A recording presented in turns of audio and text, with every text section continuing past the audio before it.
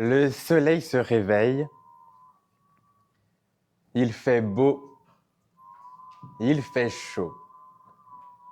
C'est le moment où, sur un pont en pleine nature, des adolescents en chaleur n'ont pas peur de se mouiller. Pour vérifier la profondeur de celle qui les accueillera, ils missionnèrent l'un d'eux, histoire que rien ne capote. Une fois cette protection prise, ils pouvaient sauter du pont, aller dans l'eau, faire des saltos. Mais nous n'allons pas nous mouiller, mais plongeons dans l'analyse de l'un de ces sauts. L'un des adolescents se place au rebord du pont. Ses pieds décollent du sol, son corps suit le mouvement, il saute. Et c'est à ce moment précis où il est dans le vide qu'il tombe en chute libre. Alors la question se pose. Léa, dis-moi, comment cet adolescent pourrait-il tomber en chute trop libre? C'est impossible. Trop et libre sont deux mots incompatibles. Si vous respectez la loi à l'article près, vous n'êtes pas trop légal, vous êtes juste égal. Si vous coupez une baguette de pain en deux, au gramme près, cela, ce n'est pas être trop égal, c'est juste égal. Alors, si vous disposez de l'entièreté de votre liberté de vous exprimer, cela, ce n'est pas être trop libre, c'est juste être libre. Et puis, si la liberté est une échelle qui varie de 0 à 100, pour être trop libre, il faudrait dépasser le plafond des 100%. Mais alors voilà que j'ai décidé de vous amener l'échelle de la liberté. Alors je la prends et je la pose ici. Vous la voyez. En tant qu'homme galant, et j'invite Léa à s'avancer. Alors voilà qu'elle monte l'échelle, palier par palier, elle gravit la liberté.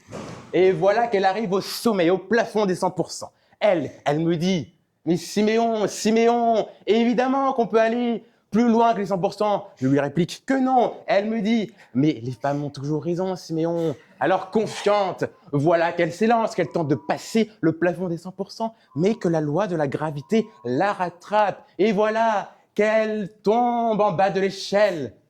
Elle qui croyait pouvoir aller plus loin que ce plafond des 100%. Et je ne saurais vous dire si elle est tombée en chute libre ou en chute trop libre.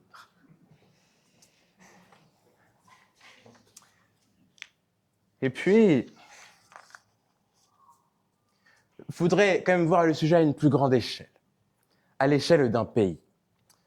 Et voilà que j'ai consulté récemment une étude d'une académie qui a calculé pour chaque pays le niveau de liberté d'expression.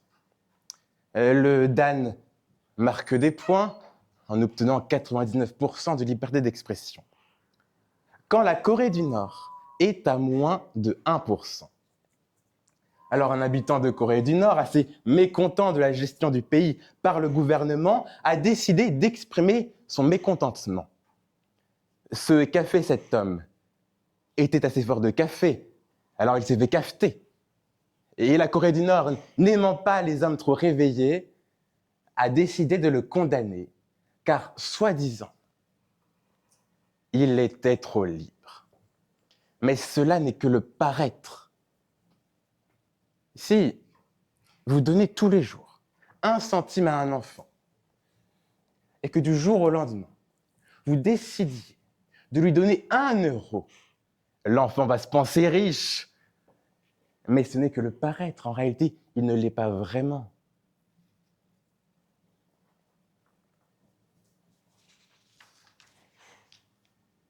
Mais revenons un instant à ces adolescents. À un moment donné, l'un des adolescents, il s'appelait Thomas, il a fait une super blague. Et voilà que ses amis, ils étaient morts de rire. Mais aucune liberté ici. Et je dis bien aucune. Votre cerveau vous oblige parfois à exprimer des émotions. Alors on ne peut pas être trop libre de s'exprimer quand bien de nos expressions ne sont pas l'œuvre de nos propres décisions. Le bâillement, expression de votre fatigue. Le hurlement, quand vous vous cognez le petit orteil contre une table, vous ne le décidez pas. C'est votre cerveau qui décide de ce que vous exprimerez. Et puis, vous savez, à force de réunir des centimes, on peut parvenir à faire des euros. Tout comme à force d'exprimer ses sentiments, on peut faire des heureux. Mais le plus souvent, on préfère ne pas se livrer à pour s'épargner. On se dit que cela n'est pas dans notre intérêt que de s'exprimer.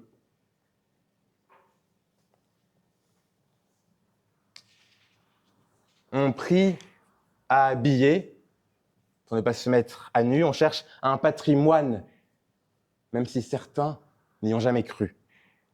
Ça a l'air de rien dit comme ça, mais ne pas nous exprimer, cela nous coûte cher. Et puisque personne ne nous écoute, parfois on cache nos problèmes. Alors pour être franc avec vous, si l'espèce humaine, si on fait les comptes de l'espèce humaine, elle ne s'exprime pas assez. Si s'exprimer primait sur cette terre, on aurait été trop libre de s'exprimer sur cette terre. Mais dans cette génération d'hommes et de femmes en pièces, brisés, cassés, s'exprimer ne serait-ce qu'assez. Et déjà un exploit qu'assez peu d'hommes et de femmes ont maîtrisé. Et puis ici dans le sujet, le « on » parle de nous. Nous ne pouvons prétendre avoir le pouvoir d'être trop libres. Car on ne se livre pas assez, puisque cela, c'est notre couverture. Notre couverture, pour ne pas dire à quel point on a pu être blessé, parfois, par quelques mots. Comme pour Thomas. Avant, il riait avec ses amis, mais maintenant, il a grandi. Au lycée, on lui disait qu'il était trop pauvre, trop bizarre, trop dégoûtant, trop gênant, trop con, trop moche, trop ceci, trop cela. Et voilà qu'il s'est senti de trop et traumatisé. Et tout ce que je sais, c'est que dire qu'on peut être trop libre de s'exprimer, c'est lui mentir. S'il pouvait, ne serait-ce qu'un peu, il l'aurait fait. Il aurait dit ce qui lui arrivait. Il aurait dit qu'il se faisait harceler. Mais parfois, on ne se laisse pas le choix que de se taire. Alors voilà que le soleil s'était réveillé, mais que maintenant il s'éteint. Voilà qu'il faisait chaud, mais que maintenant il fait froid. Et c'est le moment où, sur un pont en pleine nature, Thomas se place au rebord du pont, ses pieds se décollent, son corps suit le mouvement, il saute, et c'est à ce moment précis que c'est la fin pour lui. Dans la prison du silence, Thomas est muet, et ce silence l'a condamné à perpétuité.